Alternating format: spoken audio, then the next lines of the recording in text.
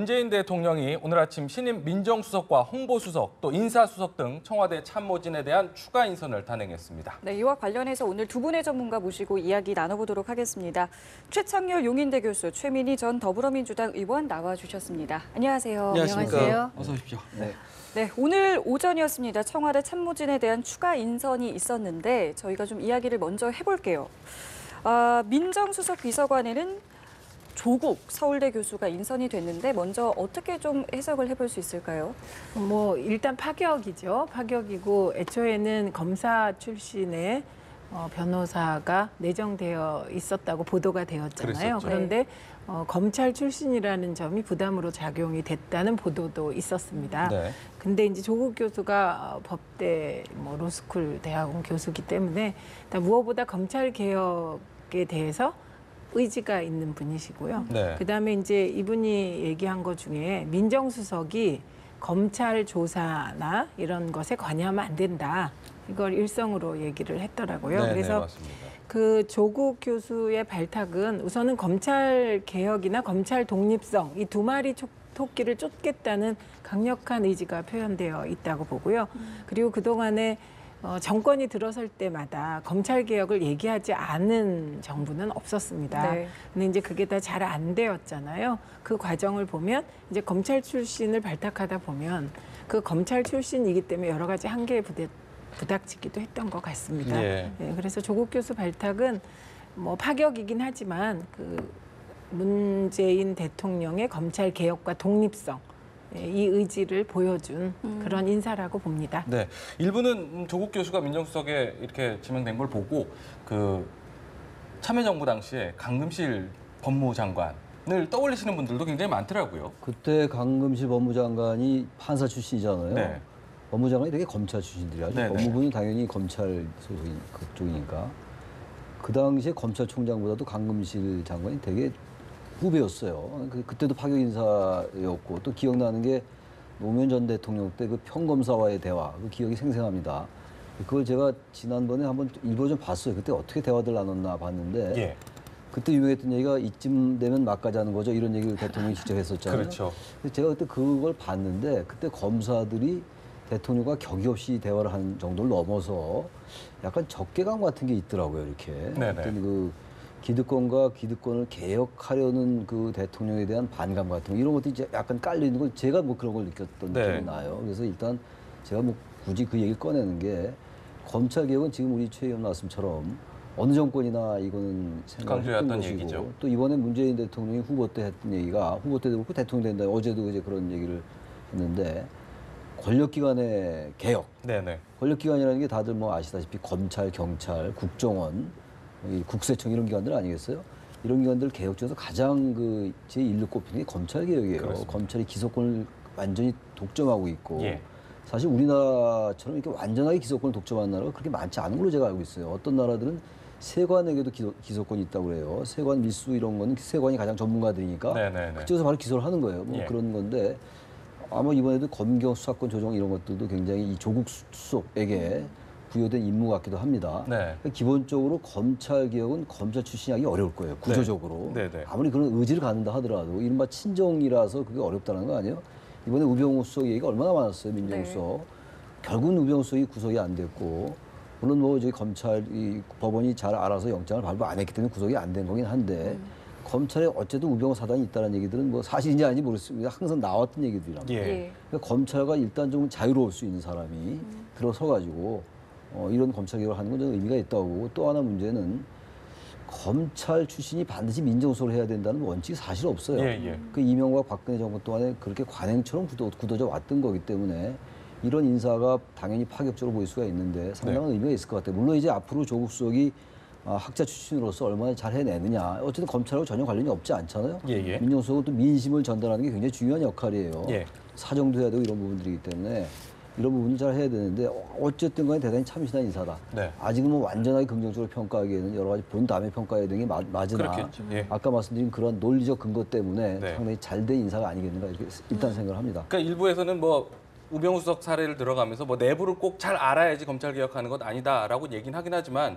앞서서도 얘기하셨지만은 강금실 장관 처음에 왔을 때 이쯤 되면 막 가자는 것 아니냐 할 정도로 내부의 반발이 굉장히 많았었거든요. 어떻게 장악해 나가느냐도 사실은 좀 뭐라 그럴까요? 조국 네. 민정수석에게는 과제가 되지 않을까 이런 생각도 들기도 하고요. 근데 이제 우리가 얘기를 할 때 청와대가 검찰을 장악한다 이런 말을 쓰잖아요. 그게 아마 문재인 정부에서는 통용되지 않으리라고 생각합니다. 앞서서도 조국 교수도 그렇게 얘기를 하긴 네, 했었죠. 그러니까 네.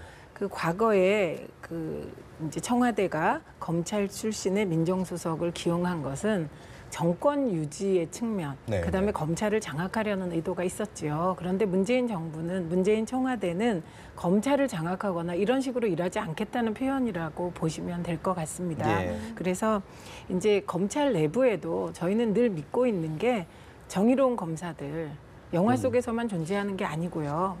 정말 법과 원칙에 따라서 낮은 곳에서 약한 자들을 위해서 일하는 정의로운 검사들이 많다고 생각을 합니다. 그래서 그 정의로운 검사들이 정말 자기 몫을 다할 수 있게 하는 게 검찰 개혁의 하나의 중요한 방향이라고 보거든요. 예. 그래서 이제 조국 교수가 물론 사법고시 출신도 아니고 그리고 검찰 경험이 없습니다만 굉장히 이 분야에 대해서 오래 고민을 해오신 분이에요. 그래서 검경 수사권 조정, 검찰의 기소 독점주의, 네. 그다음에 이제 공수처 문제 같은 것에 대해서는 오랫동안 천착해온 분입니다. 그리고 이제 저희가 계속 강조하게 되겠지만 민주주의는 절차잖아요. 네. 예, 그래서 그 절차를 법과 원칙에 따라 지켜가면서 정말 제대로 된 민주적 국가 운영을 해보겠다. 네네. 그래서 과거에는 사실 대형 사건이 터지면 민정수석이 검찰을 쫙 지휘해서 예.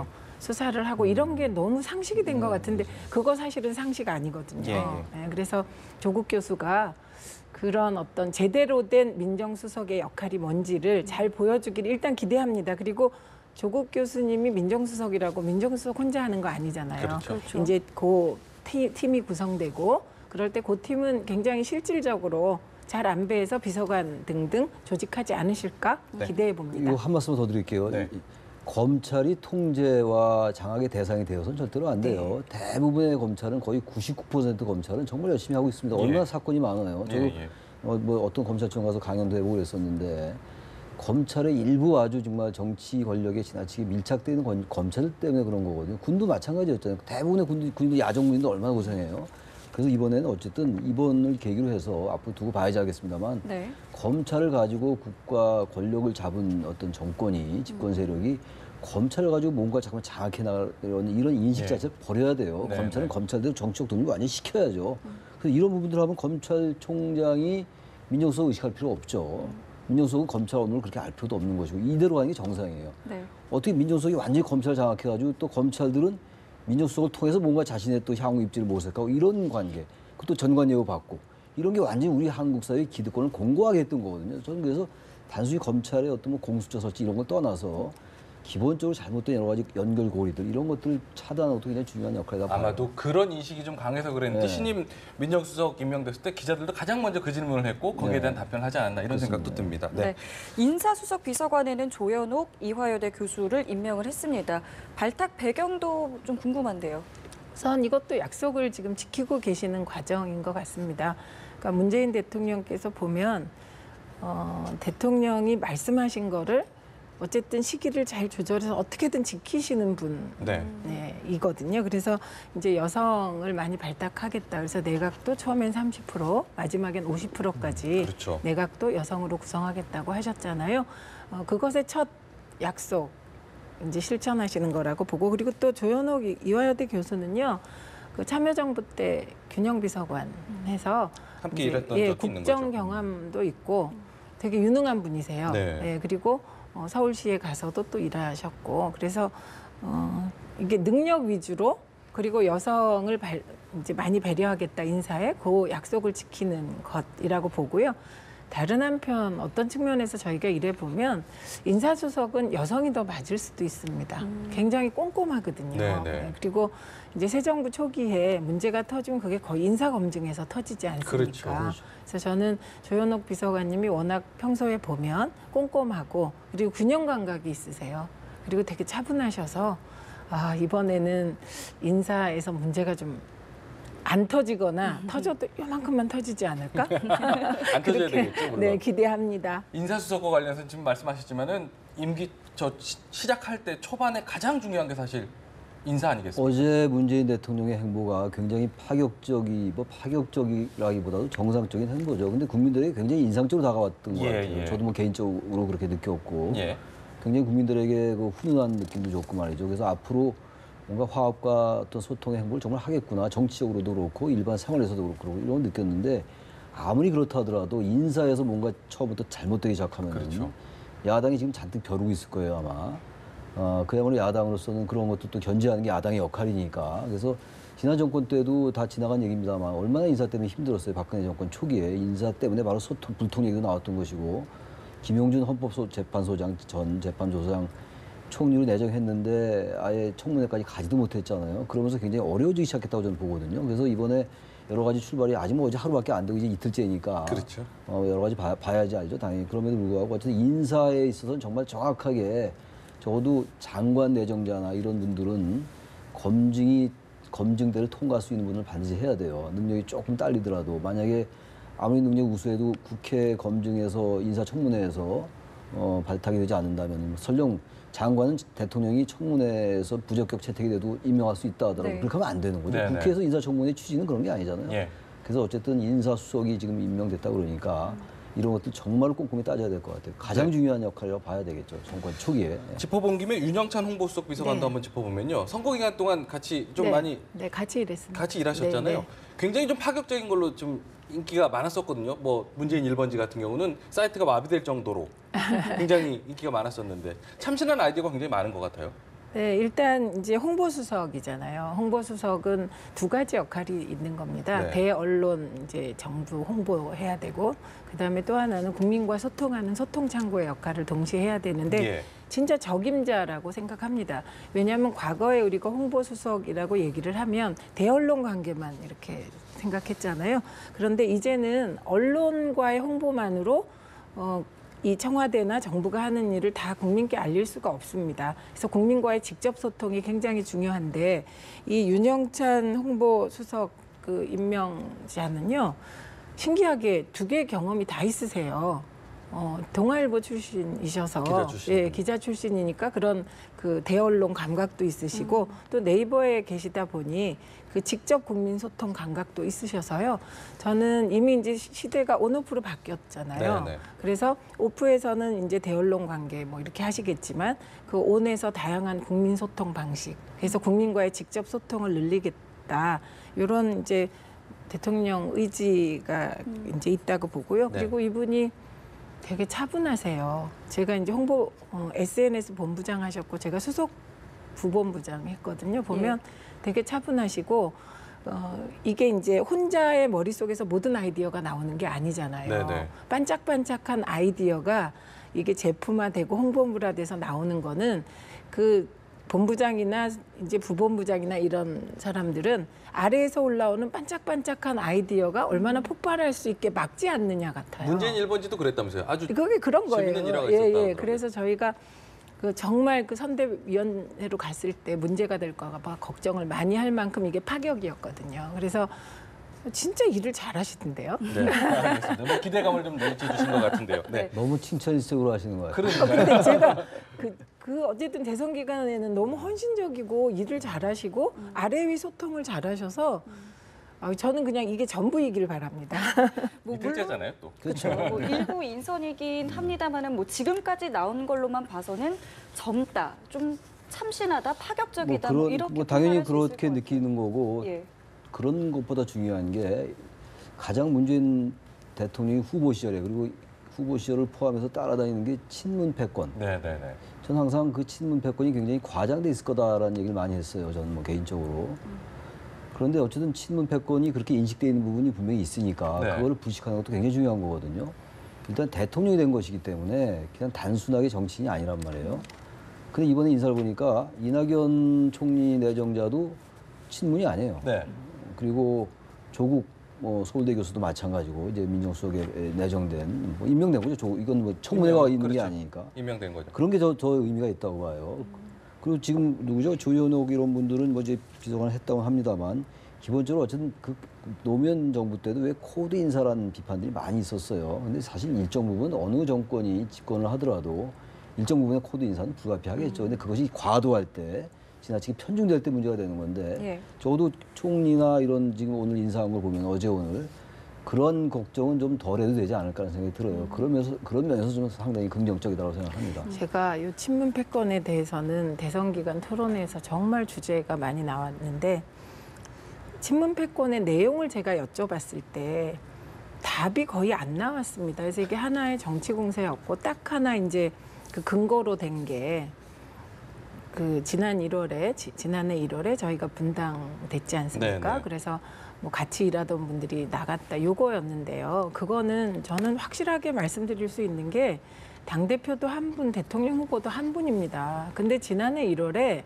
저희 그 더불어민주당에 너무 인재가 많으셨던 거예요. 대통령감도 많고 당대표감도 많고 그러다 보니 이게 이제 경쟁이 격화될 수밖에 없고 그 과정에서 분당에서 나가셨지만 또 새로운 영토를 개척해서 제3지대에서 안철수 후보가 우뚝 서시고 뭐 그러셨지 않습니까? 그래서 저는 그게 친문 패권의 예가 될 수 없고요. 지금 말씀하셨듯이 이번 인사 보면 정말 대탕평에 참신한 인사를 하고 계시거든요. 근데 이거는 당대표 시절에도 그러셨습니다. 당대표 시절에도 그 비서실장도 비문이었고요. 사무총장도 비문이었고요. 대변인 전부 비문이었고요.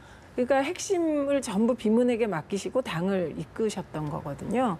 그래서 저는 앞으로도 이 대탕평 능력 위주의 인사 이거는 계속 될 거라고 기대하고 있습니다. 네, 이런 의지 표현을 사실 어제 이제 사실 취임 선서 형식의 취임식에서 네. 발표를 한 부분입니다. 함께 준비된 내용이 있는데 함께 들어보고 더 이야기 나눠보도록 하겠습니다.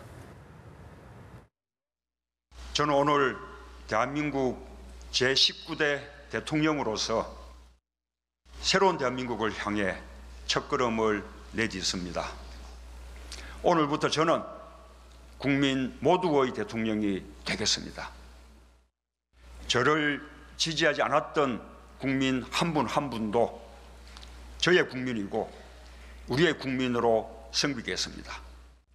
준비를 마치는 대로 지금의 청와대에서 나와 광화문 대통령 시대를 열겠습니다. 대통령의 제왕적 권력을 최대한 나누겠습니다. 안보 위기도 서둘러 해결하겠습니다. 한반도의 평화 정착을 위해서라면 제가 할 수 있는 모든 일을 다하겠습니다. 보수와 진보의 갈등은 끝나야 합니다. 대통령이 나서서 직접 대화하겠습니다. 전국적으로 고르게 인사를 등용하겠습니다. 선거 과정에서 약속했듯이 무엇보다 먼저 일자리를 챙기겠습니다. 동시에 재벌 개혁에도 앞장서겠습니다. 빈손으로 취임하고 빈손으로 퇴임하는 대통령이 되겠습니다. 잘못한 일은 잘못했다고 말씀드리겠습니다. 공정한 대통령이 되겠습니다. 국민들의 서러운 눈물을 닦아드리는 대통령이 되겠습니다. 소통하는 대통령이 되겠습니다. 낮은 사람, 겸손한 권력이 되어 가장 강력한 나라를 만들겠습니다. 2017년 5월 10일 오늘 대한민국이 다시 시작합니다. 네, 저희가 취임사 내용을 좀 듣고 왔는데요. 짧고 간결하지만 뭐 메시지가 분명했다라는 평가가 네. 좀 주를 이루는데 어떻게 들으셨어요? 저도 그렇게 들었어요. 일단 광화문 대통령 시대를 연다라는 것은 광화문이라는 상징성이 있죠. 예. 광화문은 대한민국의 중심이고 적어도 이 광화문 대통령이라는 거는 청와대에서 너무 소통이 안 됐다는 지적이 많이 있었어요. 뭐 청와대의 어떤 내부 구조에 대한 문제도 많이 나왔었고 일단 대통령은 국민과 함께하겠다라는 선언을 한 거라서 이 자체가 굉장히 중요하다는 생각이 들고 물론 이제 집무실을 광화문으로 옮긴다는 얘기 있는데 그것과 관계없이 이런 언급을 했다는 게 중요하다고 보고요. 또 하나가 제왕적 권력을 나누는 건 굉장히 중요합니다. 네. 지금 협치와 소통 이런 것들이 시대적 화두가 돼 있고 시대 정신인데 제왕적 대통령의 권력을 그대로 가지고 있어서는 아무리 협치를 한다 하더라도 그것이 진정성이 있을 수가 없겠죠. 그래서 대통령이 직접 제왕적 권력을 나누겠다 이런 발언 같은 것들은 굉장히 중요한 의미가 있다고 봐요.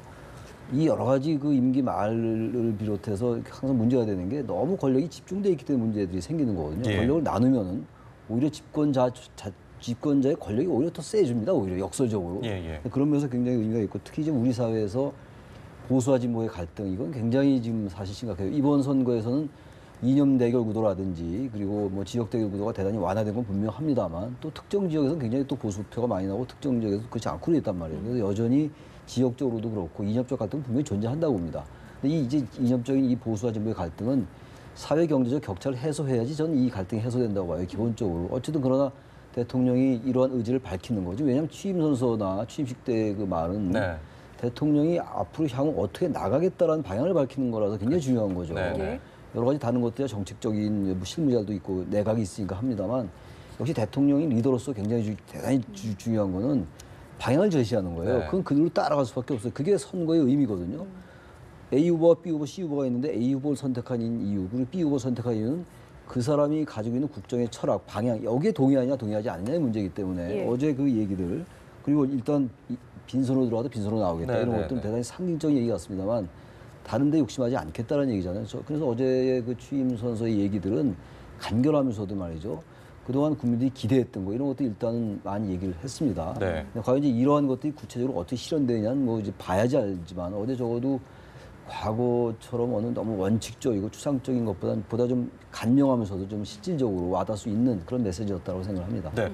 특히 이제 대통령으로서 지금 중요한 부분이 이제 외교 안보 문제도 좀 중요한데 어제 그 연설문에서 필요하면 곧바로 워싱턴으로 가겠고 또 여건이 조성되면 평양도 가겠다 이런 이야기를 했습니다. 어제 밤에 안 그래도 트럼프 대통령과 통화도 통화하셨죠? 했지 예, 않습니까? 예. 어떻게 좀 전망을 좀 하시는지 좀 궁금합니다. 또. 네, 우선 그 저 말씀 중에 모든 국민의 대통령이 되시겠다고 하셨잖아요. 예. 근데 저는 이 부분은 이제 리더십도 중요하지만 팔로우십도 굉장히 중요한 것 같습니다. 네네. 그래서 문재인 대통령을 찍지 않으신 분들도 오늘부터는 문재인 대통령을 좀 지지하고 성원해 주셨으면 좋겠다 이런 말씀 드리고요. 네. 그리고 일반적인 원칙을 그러니까 우리의 외교, 국방, 안보의 원칙대로 가시겠다는 겁니다. 네. 그래서 한미 동맹의 굳건한 그 토대 위에서 그래서 가능하면 빠른 시기에 한미 정상회담 하시겠다는 거잖아요. 네네. 그거 그리고 한미가 잘 이렇게 대화와 협력이 된다면 북한에도 가겠다. 네. 그 말씀이시고요. 이거는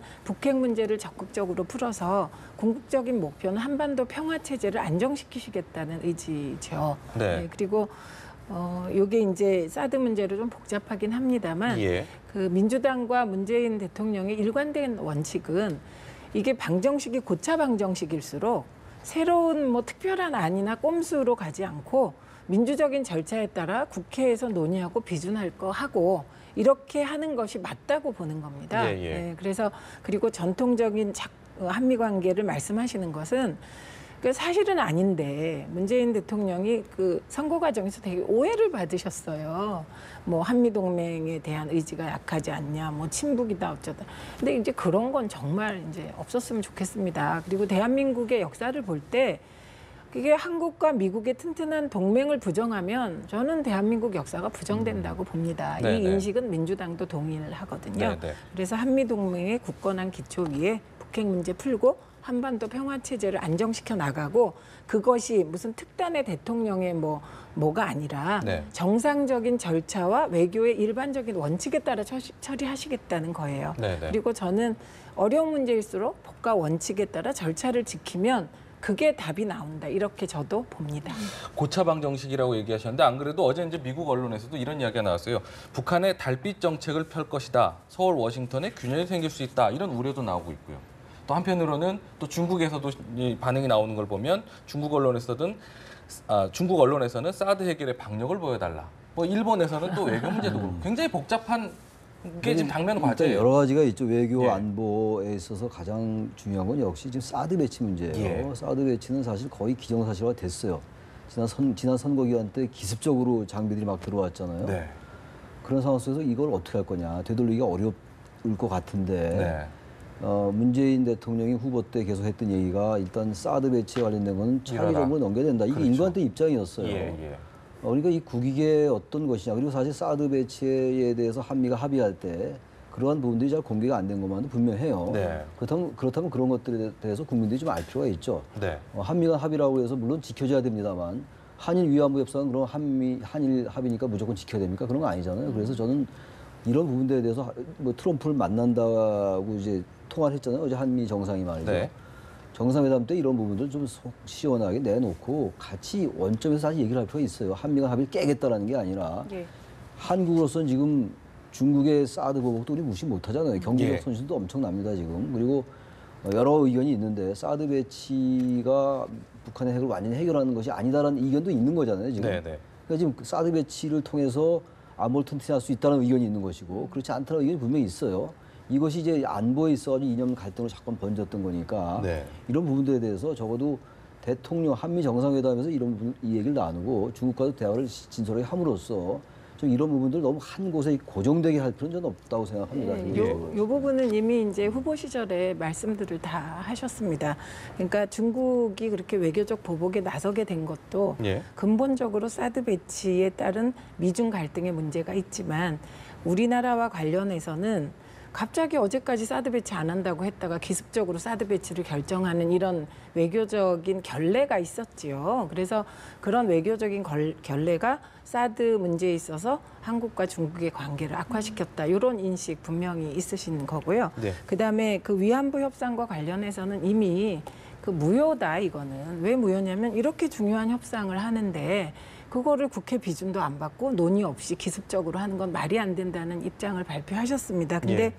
이게 이제 미일 중러의 4대 강국 보장론을 김대중 대통령께서 말씀하신 이후에 그것이 한반도의 평화 체제의 큰 틀을 규정하는 것처럼 되어 있거든요. 네네. 그런데 이제 이게 그동안에 우리가 이제 한미일 삼각 동맹이라고 얘기는 합니다만 사실은 일부에서는 미일 한 수직이다 이런 얘기도 있는 거고 가장 어려운 관계가 일본과의 관계입니다. 왜냐하면 일본은 가까운 이웃이기도 하지만 아주 먼 나라이기도 하고 우리에게 역사 문화적으로 네. 그리고 또 실제로요 네. 독도를 놓고 영토 분쟁을 하고 있습니다. 그렇기 때문에 이런 것을 종합적으로 네. 대통령께서 잘 인지하고 계시고 사안에 대해서 저는 이제 늘 이런 말씀을 드리면 이상하게 원칙을 말하는데 추상적인 것처럼 들리게 돼버렸는데 이전 정부와 좀 달라져서 민주주의가 절차를 잘 지키고 그 과정에서 소통하고 여론을 수렴하면 저는 그게 정답이 거기에 있다고 봅니다. 네. 그러다 보면 신의 한 수라는 것도 나오게 되는 거지 그 절차를 안 밟는데 신의 한 수가 툭 튀어나오는 일은 없다고 생각을 합니다. 예. 지금 뭐 국정원장에 내정된 서훈 국정원장 후보자 같은 경우도 보면 북한 전문가라면서요. 그렇죠. 1, 2차 북한과의 관계도 사실은 염두에 두고 내정을 한 것이 아닌가. 국가정보원처럼 지난 정권 때 예. 임기 초였는데 정치의 중심에 쓴 적이 없었던 것 같아요. 네. 국정원장 뭐 그때 그 남북 정상회담 회의로 관련해 가지고 예. 이 지금 서훈 이번에 국정원장 내정자는 네. 남북관계 지난번 정상회담 2번 한 것을 기획한 사람이잖아요. 그러니까 예. 남북관계를 어쨌든 긍정적으로 끌어나가겠다는 그런 의지의 표현인 것 같아요. 그리고 네. 국정원이 적어도 이제는 정치적인 중립 이런 것들 뭐 어느 정권이나 정치적 중립을 얘기했습니다만 예. 네.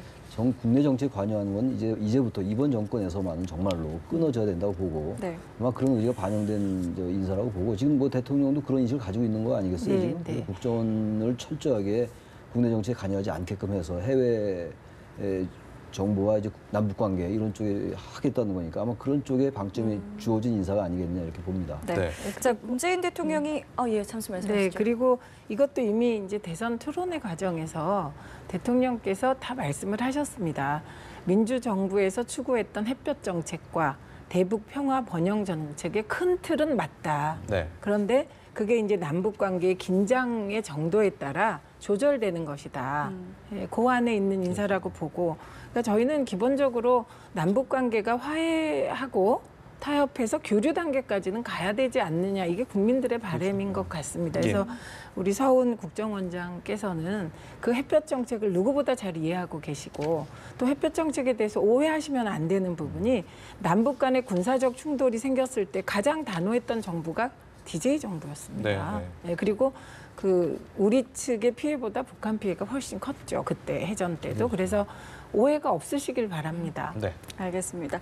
자, 문재인 대통령이 이제 1호 업무 지시를 내렸죠. 일자리 위원회 설치를 하라고 지시를 했는데 그만큼 이제 일자리 문제가 시급하다고 생각을 했다고 저희가 볼 수 있겠죠. 예, 그리고 후보 시절에요. 제일 먼저 왜 대통령이 되냐 이 말씀하신 게 일자리 만들라고 나 대통령 한다. 이렇게 청와대 현황판 말씀하셨습니다. 만들겠다고 하셨죠? 예, 청와대에 일일 상황판을 만들어서 네. 매일매일 일자리 진척 사항을 체크하시겠다고 하셨고요. 그리고 무엇보다 이거는 위기의식이 있으십니다. 근데 이거는 뭐 대통령만 위기의식을 가지신 게 아닌 것 같아요. 전 국민이 청년 일자리에 대한 위기의식이 굉장히 크지 않습니까? 그리고 청년들에게 일자리가 없다는 것은 나라의 미래가 정말 걱정되는 거잖아요. 네. 연애도 못하고 결혼도 못하고. 네, 그래서 이 부분에 대해서는 저희가 81만 개 일자리가 굉장히 논란이 많았습니다. 그랬었죠. 그리고 캠프 내부에서도 초기에 일부 잡음이 나왔지요. 그런데 흔들림 없이 81만 개 일자리를 만들겠다. 그리고 이제 이 81만 개 일자리에 대해서 오해도 있었잖아요. 81만 개 공무원 수 늘리는 거다. 이런 네네. 이제 공세, 정치 공세가 있었지만 그걸 다 감수하고 지금까지 온 것은 이 공약만큼은 안 지키면 우리나라 정말 큰일 나겠다는 인식이 있는 거고요.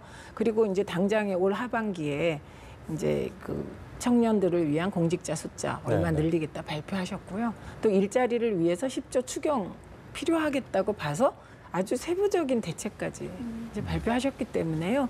이 일자리가 사실은 문재인 정부의 저는 성패를 결정하는 바로미터가 될 거라고 봅니다. 말하신 대로 후보 기간에 공세도 많이 받았기 그렇죠. 때문에 굉장히 중요한 공약이에요. 통합을 얘기하잖아요. 네. 통합과 이제 소통을 얘기하는데 통합의 전제 조건은요, 격차를 줄여야 됩니다. 네. 사회 경제적 격차가 줄어지지 않고는 절대 통합될 수 없어요. 정치권 내에서의 정치공학적인 통합도 물론 중요합니다. 네. 또 무슨 어떤 뭐 청문회를 통과하기 위해서 야당이 협조하고 뭐 굉장히 중요하죠.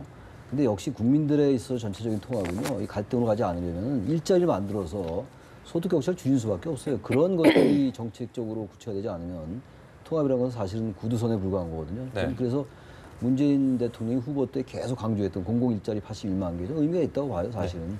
거기서 알겠습니다. 여러 가지 강론들이 있습니다만 일자리위원회를 만든 건 그런 의지의 반영인데 그야말로 가장 중요한 정책이 돼야 된다고 생각합니다. 끝으로 최 교수님께 한 가지만 더 여쭤볼게요. 오늘 오후에 임시 국무회의에서 청와대 직제 개편안을 처리하겠다고 합니다. 청와대가 부처를 장악 안 하겠다 이런 입장을 밝혔기 때문에 어떻게 이제 구성이 될까 생각 궁금해들 하실 것 같거든요. 그래서 청와대 조직을 일단 국민들에게 개방하고 예. 내각을 장악하지 않는 조직으로 가야 된다는 게 대통령의 기본 생각인 것 같아요. 그래서 이제 오늘 이제 비상국무회의에서 아마 그런 것들 의결하지 않을까라고 보이는데 청와대가 지나치게 권부로 의식돼 왔었잖아요. 그리고 그러다 보니까 내각이 장관과 같이 이렇게 총리와 같이 내각을 통할해지는 게 아니라 청와대 눈치를 보고 수석들에게만 힘이 실리는 이런 결과를 초래했어요. 그러다 보니까 이 내각이 작동이 잘 안 되면 있어요. 그래서 청와대를 그런 쪽으로 바꾸는 거, 그건 굉장히 중요한 내각으로 하여금 일을 하게끔 해준다는 거라서 굉장히 중요한 의미였다고 봅니다. 알겠습니다. 끝으로 뭐 하실 말씀 꼭 있으신가 봅니다. 뭐 어떤 말씀? 네. 아니 이제 저희가 대선 기간 중에도 네네. 이제 대통령님 주변에 이제 이런저런 말 때문에 문제가 돼 있는데요. 네. 그런 거 전부 사과드립니다. 그리고 잘못된 건 잘못된 거고요. 네네. 그리고 이제 송영길 본부장 최근에 이제 조금 말씀도 있었는데 본인이 직접 사과하셨습니다. 네네. 이 말씀을 드리고 꼭 하고 싶었습니다. 싶으셨던 거군요. 네. 알겠습니다. 알겠습니다. 저희 두 분 말씀 여기서 마무리 짓겠습니다. 오늘 말씀 고맙습니다. 고맙습니다.